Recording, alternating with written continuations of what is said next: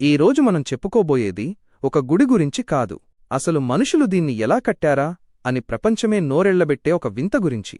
అదే మహారాష్ట్రలోని ఎల్లోరా కేవ్స్ కైలాస దేవాలయం. 1. కొండను కరిగించిన శిల్పులు. సాధారణంగా ఏదైనా బిల్డింగ్ కట్టాలంటే కింద పునాది వేసి పైకి కడతారు. కాని ఈ కైలాస దేవాలయం స్పెషాలిటీ ఏంటో తెలుసా? దీన్ని పైనుంచి కిందకి చెక్కుకుంటూ వచ్చారు. ఒకే ఒక్క భారీ నల్లరాతి కొండను పైనుంచి తొలిచి కిందకి దిగుతూ ఈ అద్భుతమైన ఆలయాన్ని మలిచారు. 2. ఆ రాతి లెక్కలు చూస్తే మైండ్ బ్లాక్ అవ్వాల్సిందే. ఈ గుడి కట్టడానికి దాదాపు 4 లక్షల టన్నుల రాతిని తొలగించారు.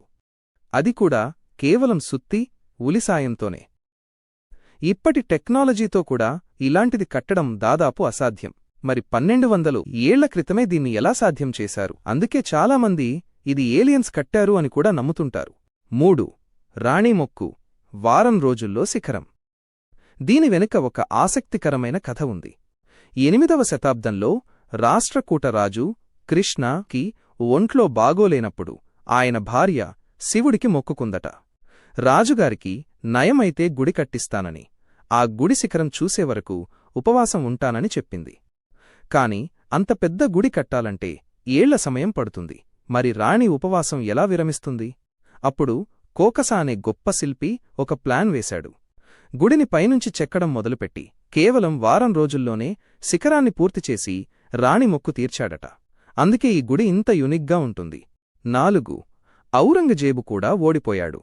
మొఘల్ చక్రవర్తి ఔరంగజేబు ఈ గుడిని కూల్చేయాలని తన వేలమంది సైన్యాన్ని పంపాడు. 3 సంవత్సరాల పాటు వాళ్లు విరామం లేకుండా ప్రయత్నించినా కనీసం ఒక చిన్న భాగాన్ని కూడా సరిగ్గా ధ్వంసం చేయలేకపోయారు. చివరికి ఆ దేవుడి మహిమ ముందు తలవంచి వెనుదిరగాల్సి వచ్చింది. చూశారుగా ఫ్రెండ్స్, మన పూర్వీకుల టెక్నాలజీ ఏ రేంజ్లో ఉండేదో.